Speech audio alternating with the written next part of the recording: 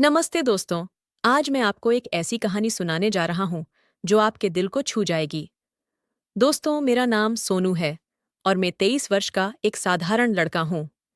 मेरी कहानी उन लाखों युवाओं की है जो छोटे गांवों से बड़े सपने लेकर निकलते हैं।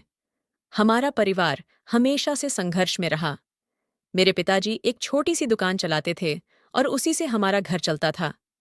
मेरे परिवार में मेरी दो छोटी बहनें हैं, प्रीति और नीति। प्रीति मुझसे 2 साल छोटी है और नीति 5 साल छोटी। पिछले साल प्रीति की शादी एक अच्छे परिवार में हुई थी। शादी की सारी तैयारियां और खर्च पिताजी ने उठाया था। उनके हिसाब से बेटी का ब्याह कर देना जिंदगी का सबसे बड़ा काम था। शादी के बस 3 महीने बाद ही पिताजी की छाती में अचानक दर्द हुआ और डॉक्टर से पहले पहुंचने तक उनका देहांत हो गया। घर पर जैसे बम फूट गया। माँ तो जैसे पत्थर हो गईं, कई दिनों तक रोती रहीं। अब नीति का क्या होगा? इस उम्र में मैं क्या करूंगी? माँ की आंखों में यही सवाल दिन रात घूमता रहता। हमारे पास एक कच्चा पक्का मकान था और थोड़ी सी जमीन। मैं 8वीं कक्षा के बाद स्कूल छोड़ चुका था। पापा कहते थे, पढ़ाई तो बड़े लोगों के लिए है, हमें तो बस 2 वक्त की रोटी कमानी है। मन में था कि और पढ़ूं, लेकिन हालात ने इजाजत नहीं दी। पापा के जाने के बाद घर का सारा बोझ मेरे कंधों पर आ गया। गांव में मैं दिहाड़ी मजदूरी करता, कभी खेतों में, कभी ईंट के भट्टे पर। लेकिन कमाई इतनी कम थी कि घर मुश्किल से चलता। एक दिन देखा कि मेरी माँ पड़ोसी के घर बर्तन मांजने जा रही थीं।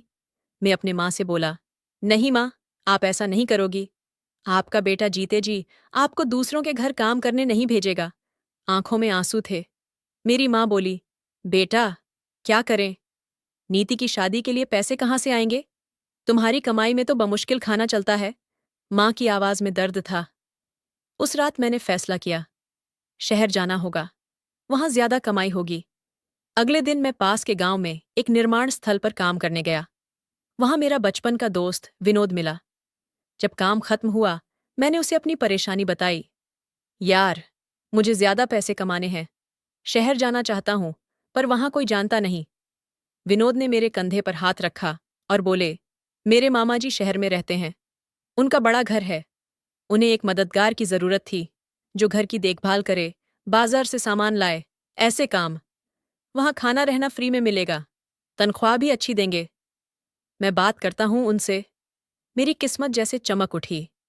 विनोद ने तुरंत अपने मामा को फोन लगाया और मेरे बारे में बताया। वह तैयार हो गए। घर आकर मैंने माँ को बताया, माँ, मुझे शहर जाना होगा, वहां अच्छी नौकरी मिलेगी, फिर नीति की शादी अच्छे से कर पाएंगे। माँ की आंखों में डर था, मगर उन्होंने सिर हिलाकर हाँ कर दी। उन्होंने चुपचाप मेरे कपड़े एक छोटे से बैग में भर दिए। अगली सुबह माँ और नीति ने मुझे बस अड्डे तक छोड़ा। माँ ने मेरे माथे पर तिलक लगाया और गले लगाते हुए कहा, अपना ख्याल रखना बेटा। नीति की आंखों में आंसू थे।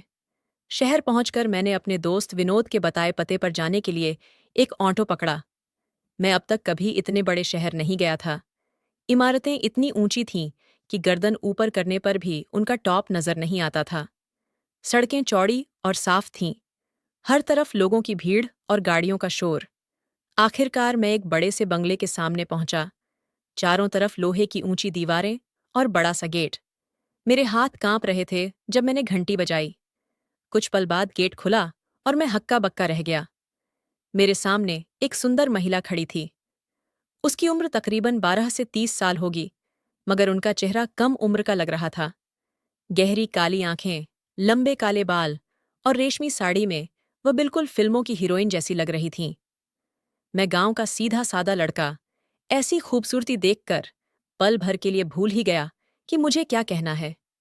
कौन हो तुम? किससे मिलना है? उनकी मीठी आवाज ने मुझे सपनों की दुनिया से वापस लाया। जी, जी, मेरा नाम सोनू है। मैं विनोद का दोस्त हूँ। उन्होंने अपने मामा जी से मेरे बारे में बात की थी। मैं हकलाते हुए बोला, ओह, तो तुम विनोद के दोस्त हो। आओ अंदर आओ। उन्होंने गेट पूरा खोल दिया। मैं अंदर गया तो देखा, बंगले के सामने एक बड़ा सा बगीचा था, रंग बिरंगे फूलों से भरा हुआ। पीछे से एक आदमी की आवाज आई, कौन है सीमा? विनोद का दोस्त आया है नौकरी के लिए, महिला ने जवाब दिया। एक साधारण कदकाठी के आदमी सामने आए। उम्र लगभग 45 के आसपास होगी। उन्होंने मुझे ऊपर से नीचे तक देखा। तो तुम हो विनोद का दोस्त? क्या नाम बताया था उसने? सोनू साहब। मेरा नाम सोनू है, मैंने सिर झुकाकर कहा। हाँ, सोनू। वो गांव वाला लड़का। उन्होंने मुझसे हाथ मिलाया। मैं राकेश हूं और यह मेरी पत्नी सीमा। मैंने सिर झुकाकर दोनों को नमस्ते किया। मेरा दिल जोर जोर से धड़क रहा था। एक नई जिंदगी की शुरुआत हो चुकी थी, लेकिन मुझे नहीं पता था कि आगे क्या होने वाला है। सीमा ने मुस्कुराते हुए कहा, आओ, मैं तुम्हें तुम्हारा कमरा दिखा दूं। तुम थके होगे, आराम कर लो, कल से काम शुरू करना। मैंने अपना छोटा सा बैग उठाया और उनके पीछे चल दिया। अजनबी शहर, अजनबी लोग और एक नई जिंदगी की शुरुआत।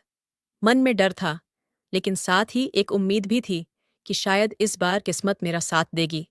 अगले दिन से मेरी दिनचर्या शुरू हो गई। हर रोज सुबह जल्दी उठकर काम में लग जाता। सीमा जी, जिन्हें अब मैं मालकिन कहता था, बहुत अच्छी थीं। वो बात बात पर मुस्कुराती और मेरे काम की तारीफ करतीं। सोनू, तुम कितने अच्छे से काम करते हो। पिछला लड़का इतना अच्छा नहीं था, वह अक्सर कहतीं। बाजार जाते वक्त मालकिन मुझे एक लिस्ट देतीं। ताज़ा सब्जियां लेना, और हाँ, आज फूल भी ले आना, गुलाब। उनकी कोमल आवाज में कुछ ऐसा था जो मेरे दिल को छू जाता। धीरे धीरे हमारे बीच बातें बढ़ने लगीं। कभी वह मुझसे मेरे गांव के बारे में पूछतीं, कभी मेरे परिवार के बारे में। मैं भी खुलकर बातें करने लगा था। मालकिन पूछती, तुम्हारे परिवार में कौन कौन रहते हैं? तो मैं जवाब देता, मालकिन, मेरे परिवार में मेरी बड़ी बहन और मेरी माँ। वह अकेली हैं, मेरी कमाई का इंतजार करती हैं। मालकिन की आंखों में दया दिखी। तुम बहुत अच्छे बेटे हो सोनू। उनकी इस तारीफ से मेरा दिल खुशी से भर उठा। रात में जब मैं अपने कमरे में लेटा होता, तो मालकिन का चेहरा मेरी आंखों के सामने घूमता रहता। मैं खुद को समझाता कि यह गलत है। वह मेरी मालकिन है, मुझसे उम्र में बड़ी है और शादीशुदा हैं। फिर भी मन नहीं मानता था। एक सुबह मालकिन बाथरूम से नहा के निकलीं। उन्होंने नीले रंग का रेशमी गाउन पहना था। बाल गीले थे और उनकी खुशबू पूरे हॉल में फैल गई थी। मैं झाड़ू लगा रहा था और अचानक उनसे आमने सामने हो गया। सॉरी मालकिन। मैंने नजरें झुका लीं। कोई बात नहीं सोनू, तुम अपना काम करो। उनकी आवाज में एक अजीब सी मिठास थी। 3 महीने बीत चुके थे। अब मैं घर का हर काम जानता था। मालकिन और मेरे बीच एक अजीब सा रिश्ता बन गया था। नौकर मालकिन से कहीं ज्यादा, लेकिन दोस्ती से कम। वह मुझसे हंसकर बातें करतीं, कभी कभी मेरे कंधे पर हाथ रख देतीं और मैं सिहर जाता। लेकिन अचानक सब कुछ बदल गया। मैंने देखा कि मालकिन अब हंसती कम थीं। उनकी आंखों में चमक गायब हो गई थी। वह अक्सर अपने कमरे में अकेली बैठी रहतीं। कभी कभी रोने की आवाज भी आती। मेरे मालिक जी भी बदल गए थे।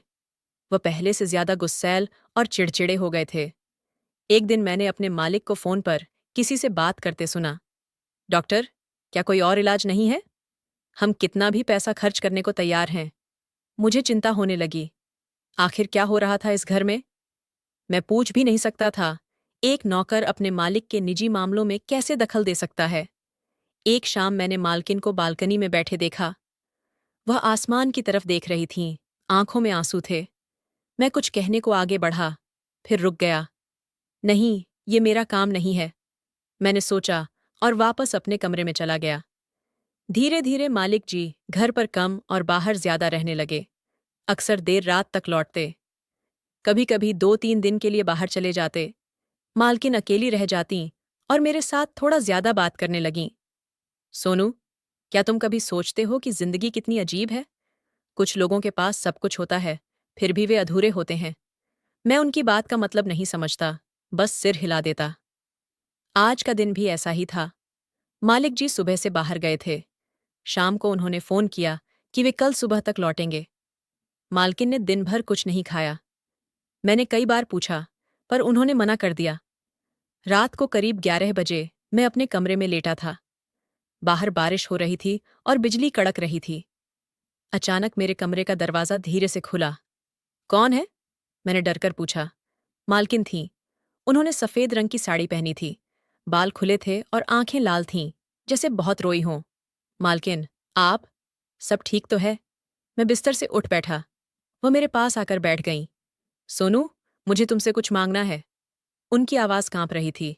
जी मालकिन, आप कहें तो मैं अभी बाज़ार से कुछ। नहीं सोनू, ये ऐसी चीज़ नहीं जो बाज़ार से लाई जा सके। उन्होंने मेरा हाथ पकड़ लिया और मेरे करीब आ गए। फिर मालकिन बोली, सोनू, मुझे तुमसे एक बच्चा चाहिए। ये सुन के मेरे पैरों के नीचे से जैसे ज़मीन खिसक गई। मैंने फिर से बोला, क्या मैंने ठीक सुना? मालकिन, आप क्या कह रही हैं? मैंने हकलाते हुए कहा, मैं तो बस एक नौकर हूँ। अगर आपके पति को पता चला तो। फिर मालकिन बोली, राकेश, मेरा पति कभी पिता नहीं बन सकते। सोनू। मालकिन की आंखों से आंसू बहने लगे। डॉक्टर ने कहा है कि वे बांझ हैं। मैं समझ गया कि आखिर घर में चल क्या रहा था। मालिक जी का गुस्सा, मालकिन का रोना, वह फोन पर डॉक्टर से बातचीत, सब कुछ साफ हो गया। पर मालकिन, ये गलत है। मैं आपके साथ ऐसा नहीं कर सकता। क्यों नहीं कर सकते सोनू? क्या मैं तुम्हें पसंद नहीं? उन्होंने अपना चेहरा मेरे करीब लाया। मैं जानती हूं तुम मुझे देखते हो। मैं तुम्हारी नजरों में वो चमक देखती हूं। मेरा दिल जोर जोर से धड़कने लगा। ये सच था। मैं उन्हें चाहता था, लेकिन मालकिन की बात सुनकर मेरा दिल धड़कने लगा। मैंने धीरे से पूछा, आखिर ऐसा क्या हुआ है जो आपके पति आपको बच्चा नहीं दे सकते? इस सवाल पर मालकिन की आंखें भर आईं। क्या तुम्हें कुछ भी अंदाजा नहीं है सोनू? तुम इतने दिनों से यहां रहते हो, फिर भी मेरी तकलीफ नहीं समझे? मैंने शर्मिंदगी से सिर झुका लिया। मैं देख तो रहा था कि आप परेशान हैं, पर मैं आपके निजी मामलों में दखल देना नहीं चाहता था। मुझे डर था कि आप बुरा मान जाएंगी। अच्छा, तो अब सुनो मेरी कहानी। वह फर्श पर बैठ गईं और बताने लगीं। राकेश से मेरी मुलाकात कॉलेज में हुई थी। मैं पहले साल की छात्रा थी और वह तीसरे साल में थे। उनका सीधा सादा स्वभाव मुझे छू गया। हम दोनों का प्यार परवान चढ़ने लगा। लेकिन हमारे परिवारों ने इस रिश्ते को स्वीकार नहीं किया। मेरे पिताजी ने कहा कि या तो इस लड़के को भूल जाओ या फिर इस घर को। मैंने राकेश को चुना। हम दोनों ने मंदिर में जाकर शादी कर ली। शुरू के दिन बहुत कठिन थे। एक छोटे से किराए के कमरे में रहते थे। राकेश एक कंपनी में काम करते थे। तभी उन्हें दुबई में नौकरी का ऑफर मिला। मैंने मना किया, पर उन्होंने समझाया, सीमा, हम अपना घर बसाएंगे, अच्छी जिंदगी जीएंगे। बस कुछ साल की बात है। मैं मान गई। राकेश चले गए और वहां अच्छे पैसे कमाने लगे। धीरे धीरे हम इस घर को बना पाए। मैं खुश थी कि हमारा संघर्ष रंग ला रहा था। मालकिन की आवाज भारी हो गई। पर फिर सब बदल गया। राकेश की तबीयत बिगड़ने लगी। जब मैंने जोर देकर पूछा, तब उन्होंने बताया कि उन्हें कैंसर है। कैंसर? मेरी आवाज कांप गई। हाँ सोनू, वहां दुबई में उनकी गलत संगत हो गई थी। शराब, सिगरेट और न जाने क्या क्या। धीरे धीरे यह लत बन गई। डॉक्टरों ने कहा कि अब वह कभी पिता नहीं बन सकते। और अब उनका कैंसर आखिरी चरण में है। मालकिन बिलख पड़ी। मैंने कितनी बार कहा था बच्चा चाहिए, पर राकेश हमेशा टालते रहे। अभी नहीं, पहले घर बना लें, पहले पैसे जमा कर लें। और अब देखो, आज मुझे तुम्हारे सामने हाथ फैलाने पड़ रहे हैं, एक बच्चे के लिए। उनकी कहानी सुनकर मेरी आंखें नम हो गईं। एक 32 साल की औरत, जिसकी अपनी कोई संतान नहीं और जिसका पति मरने वाला है। क्या होगा इनका? इस दुनिया में अकेली औरत के साथ कितने लोग बुरी नज़र से देखते हैं, और सीमा जैसी खूबसूरत औरत के साथ तो और भी। मैं मरने के बाद क्या करूंगी सोनू? अकेली, बेसहारा, कोई अपना भी नहीं। अगर एक बच्चा होगा तो उसके सहारे जिंदगी कट जाएगी। वह मेरे पैरों में गिर गईं। मेरी खाली गोद को तुम ही भर सकते हो। मैं भी तो एक जवान आदमी था, जिसके दिल में इस खूबसूरत औरत के लिए एक खास जगह बन चुकी थी। जज्बात पर काबू रखना मुश्किल हो रहा था। मैंने उनके आंसू पोंछे और हामी भर दी।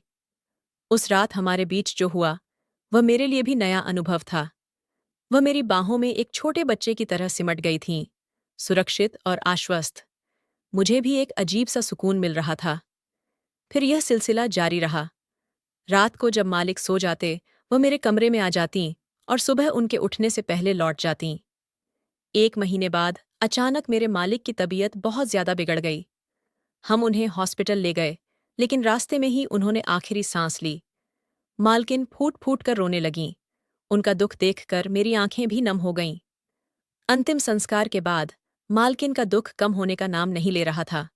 1 महीना बीत गया। पर वह उसी सदमे में थीं। रोज रात को मेरे कंधे पर सिर रखकर रोतीं। मैं इतनी कम उम्र में विधवा हो गई, सोनू। मैं कैसे जीऊंगी? उनका दर्द देखकर मेरा दिल पिघल जाता। एक दिन मैंने हिम्मत जुटाई और कहा, मालकिन, अगर आप बुरा न माने तो मैं आपको अपना बनाना चाहता हूं। हमारे बीच तो पहले से ही एक रिश्ता है। मैं आपको इस तरह रोते नहीं देख सकता। मैं आपको एक नई जिंदगी देना चाहता हूं। मेरी बात सुनकर वह मेरे गले लग गईं। तुम सच में बहुत अच्छे इंसान हो, सोनू। तुम्हें जैसा ठीक लगे। अगले ही दिन हमने मंदिर में जाकर शादी कर ली। मैंने उन्हें विधवा के दर्द से आजादी दिला दी। कुछ दिन बाद मैं गांव गया और अपनी माँ को सारी सच्चाई बताई। मुझे डर था कि माँ नाराज होंगी, पर उन्होंने मुझे गले लगा लिया। तूने बहुत अच्छा किया बेटा। मैं भी तो एक विधवा हूं, इसीलिए मैं उसका दर्द समझती हूं। मेरी उम्र हो चुकी थी, पर वह अभी जवान है। उसका भी जीने का हक है। माँ ने सीमा को अपनी बहू के रूप में खुशी खुशी स्वीकार कर लिया। मैं माँ को लेकर शहर लौट आया। माँ और सीमा दोनों एक दूसरे को पसंद करने लगीं। फिर मैंने अपनी छोटी बहन नीति की भी शादी एक अच्छे परिवार में करवा दी। मैंने शहर में ही एक छोटी सी नौकरी ढूंढ ली।